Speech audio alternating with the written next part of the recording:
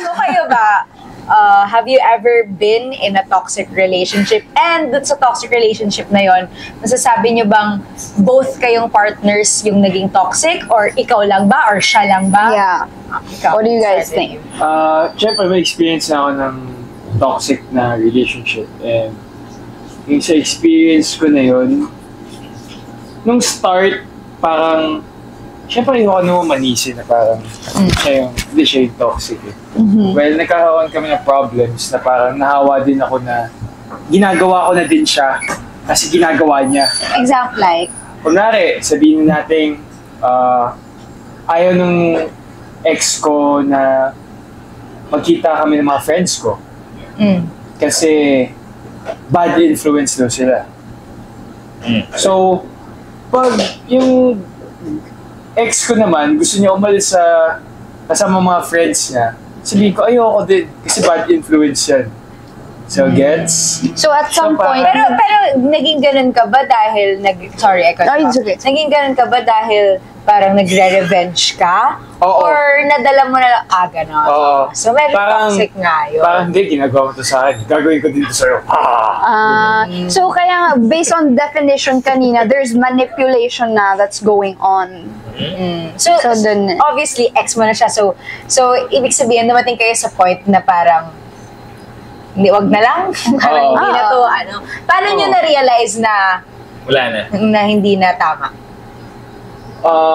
Nung time ko, nung medyo nadadamay na yung family ko, nadadamay na din yung parang work ko, school ko. Causes harm na. Nadadamay. So ikaw yung na siya. nakipag-break? And medyo nagiging physical na din kasi. Oh, shocks. So, parang Sad. medyo kailangan na talaga i-cut. Yeah. Okay. But at Kasi baka least, mapunta pa sa iba. yeah. Correct. How about you, Chess Cakes? How about me? Yes, of course. I had an ex talaga na parang gusto niya, as in pina-download niya sa akin yung tracking app. Just so matrack niya kung nasan ako, where I'm at. So I feel like that was really toxic kasi even if I tell him now I'm just here, ganito, ganyan, but he wouldn't believe me to the point na nag-aaway na kami. Kahit may tracker siya? Yes. He would think na I'd just turn it off. Pwede pala yun. Pwede pala yun. Pwede pala siya yun. Na, Tama. yun pala yun eh. Alam mo, parang itong podcast natin, parang nagiging tutorial. Kung paano nyo magagawin mag-microchip. Ano maging toxic? Cheers! Cheers! Cheers! Tayo dyan. Unting kalma pa, unting kalma pa. Kalma ba? Okay, go. Continue. Medyo, yun naman. And then, hindi niya na ako pinagkakatiwalaan talaga no matter what I say. So, to the point na, away na ng away kami. Which is really bad kasi it's affecting same with my work. Ayan. And also like with my family kasi my mom keeps telling me, okay, hiwalayan mo na yan. That's not good for you anymore. And syempre, mahal ko yung tao. Dumating ako sa ganyan na dinedefend ko yung guy against my mom, which is really bad. I really regret it. So parang kami din ng mom ko, nagalit siya sa akin and all that. Hindi kami nag-usap. Pero I regret all of that naman. So, ayun. Baligtad tayo. Yung mom ko, sa akin siya nagagalit.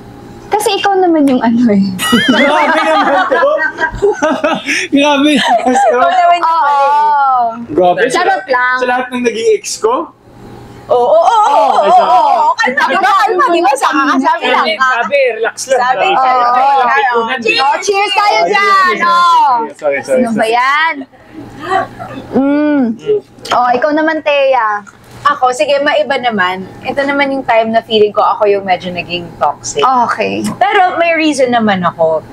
Kasi nung time na yon, nung nahuli ko this person that I dated, nahuli si Jack.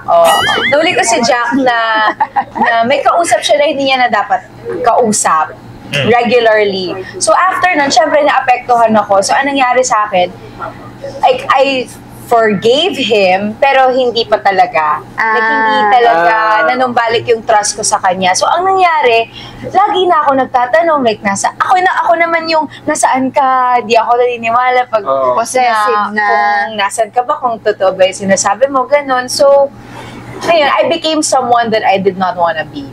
Yeah. Ganon. Oh, dahil dyan, cheers tayo, cheers tayo dyan. Okay. Yes, kan. Medyo mag-aalataan mo. Ay, masarap na. Masarap na. Okay, Shan. Ikaw. So, I think hindi naman lahat ng parang nagiging toxic sa relationship, hindi mo ibig sabihin they're a bad person. Yeah. Minsan talaga, they're pushed to A certain point. way. Yeah. That's Well, right. kasi ano na din parang na-break na din kasi yung trust mo eh. Yeah. So, pag ganun, ang hirap na din ibalik ng trust. Yeah. Ikaw. Ako, may time na I was in a relationship na tagal kami, tapos parang umabot sa point na kasi pag in a relationship ka, dapat partners kayo, ganun. Parang nagko-compete na kami with each other. Oh, shucks. So yun yung parang nagkakaroon na ng inggitan, parang nagkakaroon na ng ano, na dapat kasabay kayo. So parang, Di ba may movie na ganyan? Breakup playlist ba yun? Parang napanood ko yun, Yung musician sila pareho. Si Sarah G tsaka si Piolo Pascual. Breakup playlist. Oo. Yung pareho sila musician, Yeah. tapos biglang compete na sila. parang, ano nangyayari, parang, invalidate namin yung isa't isa all the time. Oh, Like, we were never good enough for each other. Parang may expectations kami sa each other na never namin mamimit. Parang may expect siya sa akin. Parang ang tindi ng pressure for me and for her. Kaya eventually, tas we broke up na.